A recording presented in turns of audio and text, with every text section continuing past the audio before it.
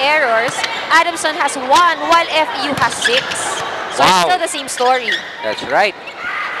Yan ang isa sa mga departments na dapat pagbutihing lalo itong FEU squad. This one is a long ball coming from Bautista.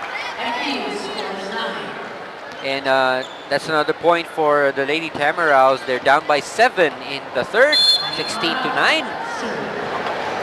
Morada with a good floater. This one goes to Bautista. Top spin hit dug up by Morada.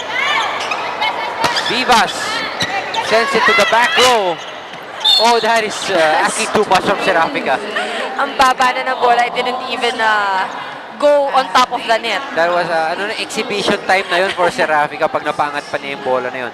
Mail and More, again, a new partner here in the Shakey's V-League. Thank you, Mail and More.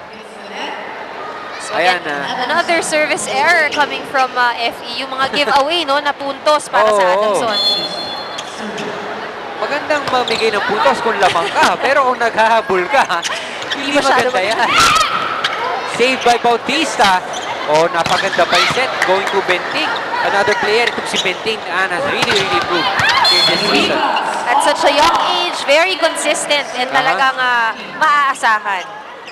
Season now coming back in and it is Vivas serving for the Lady Tamaraws. Ayan, makita natin hand signals and what does this mean for the viewers out there na nakikita no o nakita nyo yung mga hand signals na gano'n. Ano ang ibig sabihin nun?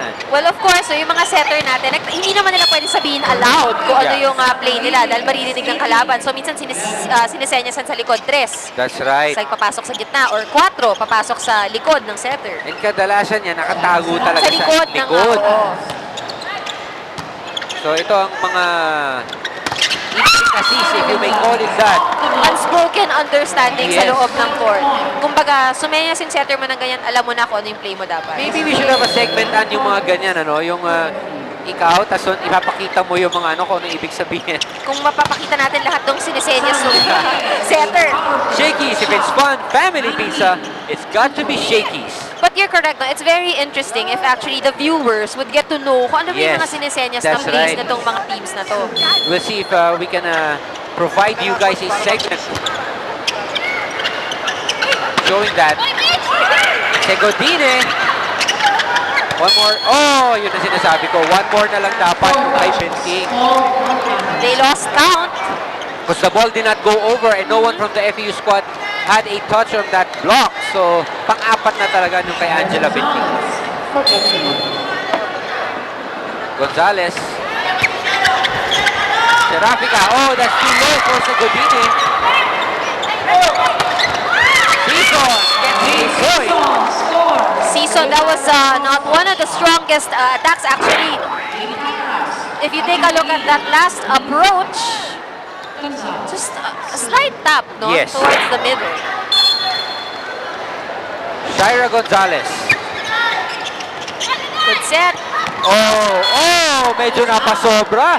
And huwag kang magulat, pero 4 points na lang ang lamang itong Adamson, 19-15 here in the third set. So FEU definitely on the run here.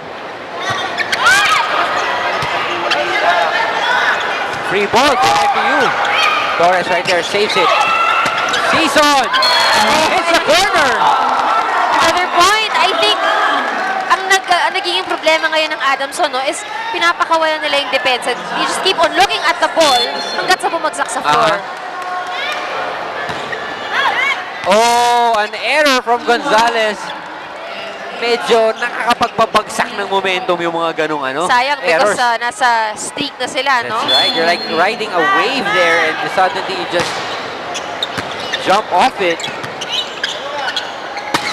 Oh, this is long from Morada. From the approach, you would actually see na medyo alanganin na siya. She was far from the net and ang lakas pa ng hataw sa bola. That's right. And with that, it's back to a 5-point lead, 21-16. Dump shot tagap by Serafica Segodine. She did not actually approach to hit that ball. Talagang underhand yung gusto niya and it was an impossible shot to make. Exactly, because if you're going towards the net and you plan to put the ball over with a dig pass, medyo... It's possible, you know, the laws of physics will not allow it to happen. Wow, we're going to physics now. little do other people realize, itong volleyball, meron ding ano yan eh, mga angulo-angulo. Oh yeah, definitely. It's a game of angles, just like tennis. Uh-huh. Gata right there, almost hit in the head. Good thing she had her hands up, you know. Reflexes. Oh, and Gata the libero on your screens of Adamson.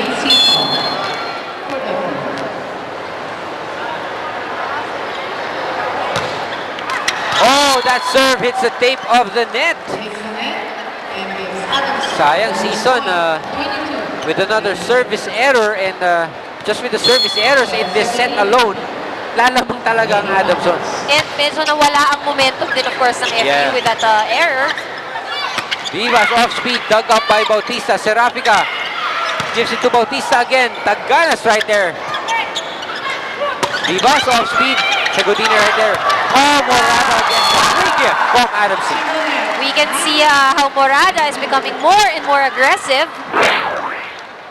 Let's take a look at that overball. Good attack coming from Morada.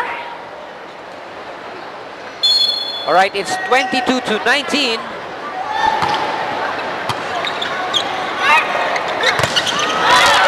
Oh, good block. Solid block.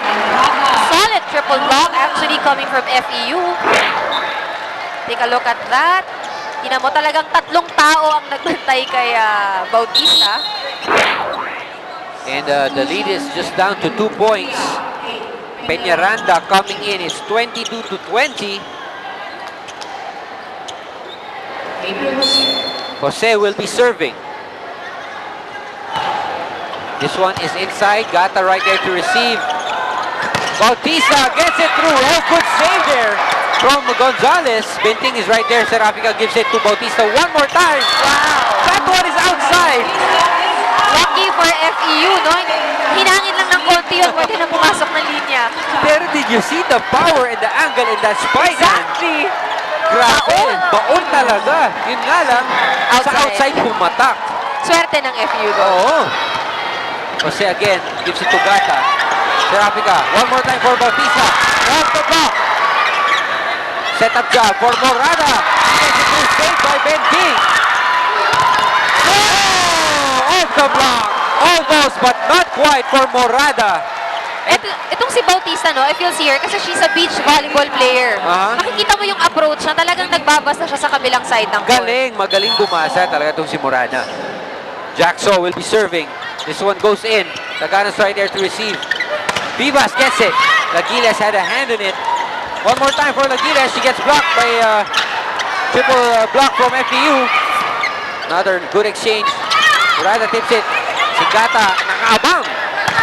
Oh, this one does not go in or goes in. And FEU not able to recover. And we are now at match point. Here in the third, Adamson 24, FEU 21.